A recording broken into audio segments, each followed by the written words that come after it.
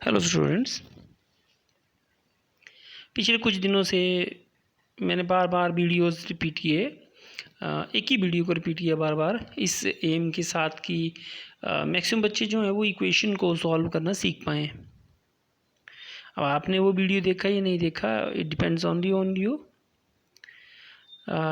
Equations को solve करना, जो समीकरणों को हल करना है, यह अगर सही मायने में देखा जाए तो आपकी बुक का बेहद इम्पोर्टेंट पार्ट है। क्योंकि जो लोग साइंस स्ट्रीम में आगे पढ़ना चाहते हैं, जो नॉन मेडिकल साइड में जाना चाहते हैं, तो उनके लिए तो आई थिंक जब तक वो पढ़ते रहेंगे they will have to solve the equations. इन्हीं को आपने जो टैकल करना है।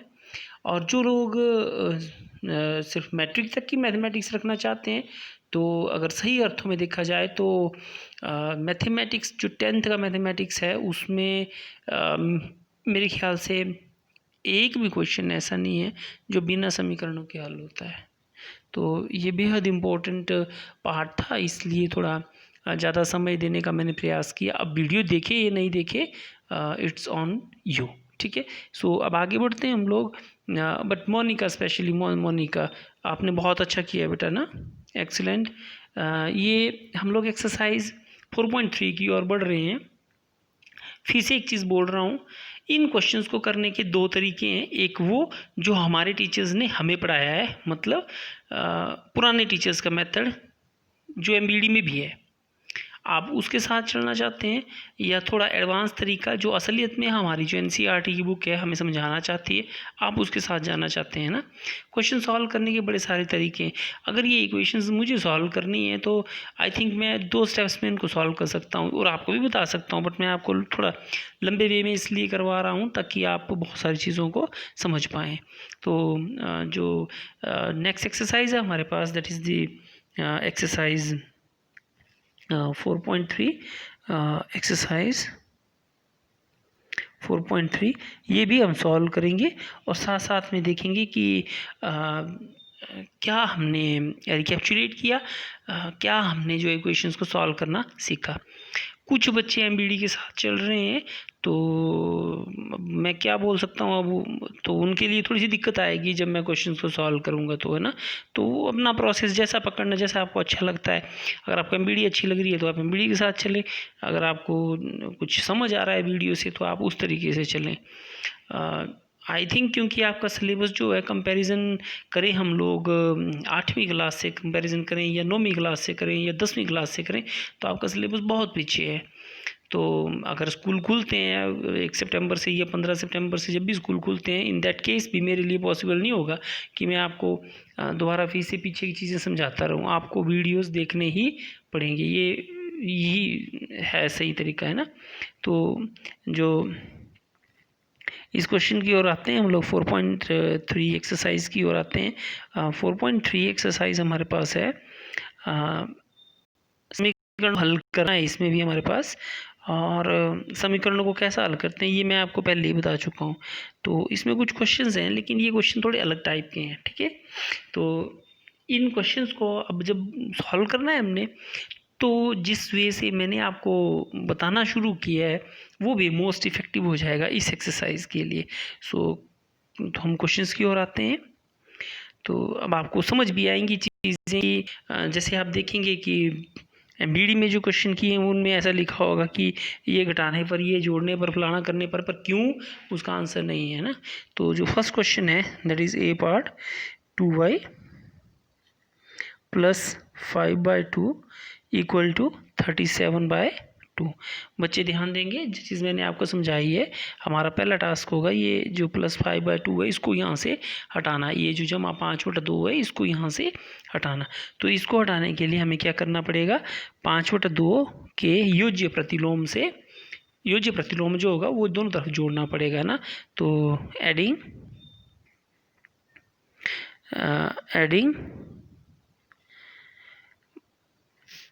additive inverse of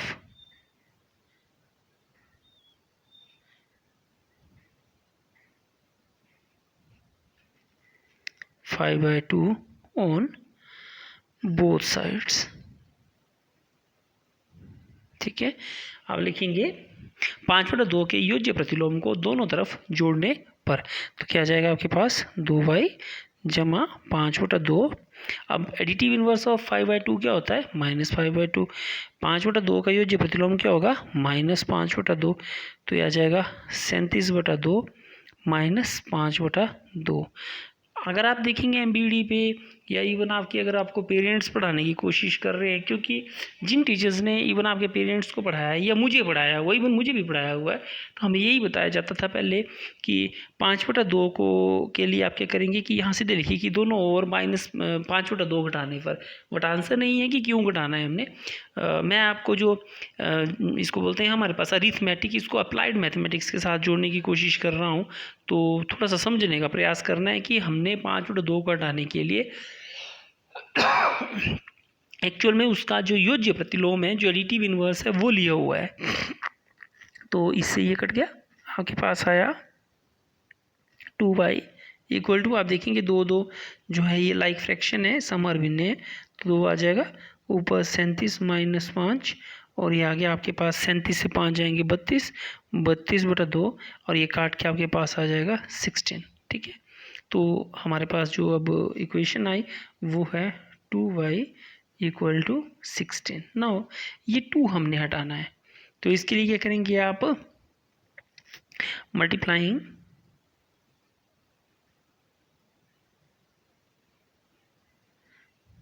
क्या करना, multiplying on both sides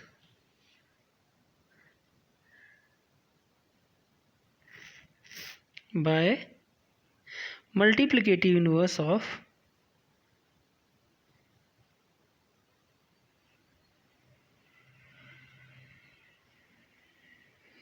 to. Hindi में आप लिखेंगे दोनों ओर 2 के गुणात्मक प्रतिलोम से गुणा करने पर। तो 2 का गुणात्मक प्रतिलोम होता है 1/2, तो 1/2 गुणा 2y बराबर है 1/2 गुणा 16। तो ये इसके साथ कट जाएगा, ये 2 8 जा 16। तो आपके पास कितना आ गया y इक्वल टू 16 आंसर। ठीक है, तो सॉरी एक चीज़ रह गई थी पीछे, और 16 ही था पहले ना, तो 16 को अगर आप इसमें 16 को था 2 से डिवाइड करना, तो ये काट के आ जाएगा आपके पास 8। ठीक है, करेक्टली ना वो 16 ही था ना, 32 को 2 से डिवाइड हुआ था, तो ये हो गया। तो दूसरा इसके बाद हमारे पास जो नेक्स्ट क्वेश्चन है इसी में, ये तो मैं पहले आपको करवा चुका हूँ। एक क्वेश्चन करवाता हूँ मैं आपको, आई पार्ट है इसका, ये कराता हूँ। तो 3l/2 इक्वल टू 2/3। ठीक है, तो हमारी प्रॉब्लम क्या है, ये चीज़ यहाँ नहीं होनी चाहिए। ठीक, तो आप क्या करेंगे multiplying on both sides by multiplicative inverse of 3/2। आप लिखेंगे दोनों ओर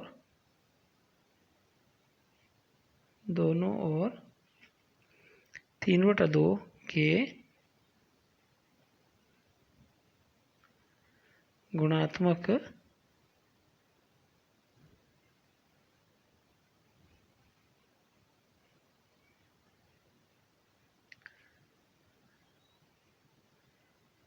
दोनों ओर 3/2 के गुणात्मक प्रतिलोम से गुणा करने पर।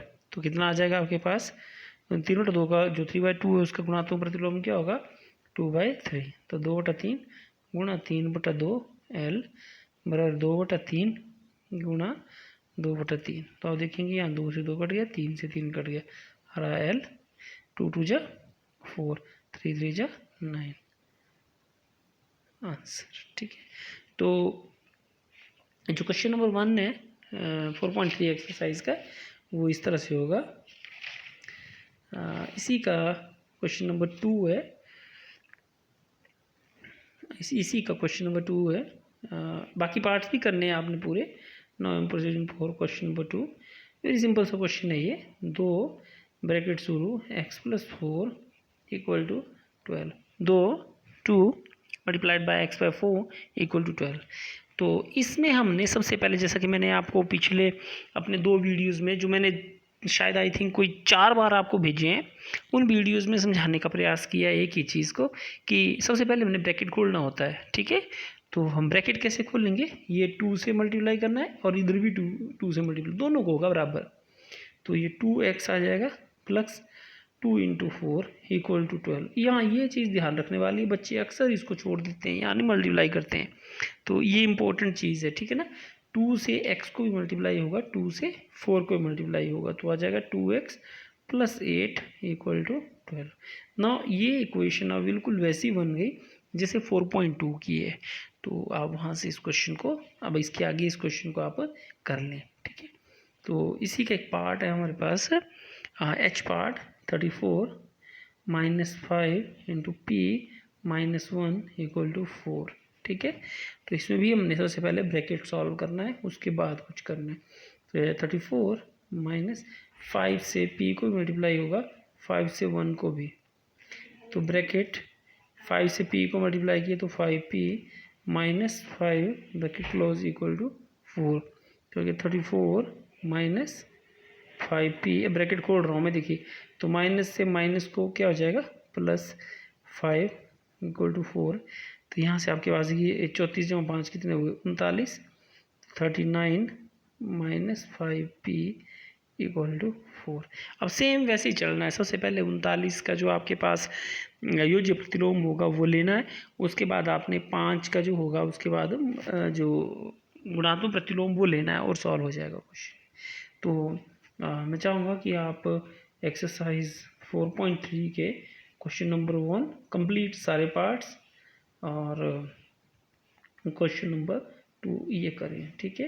It is an homework for you, okay.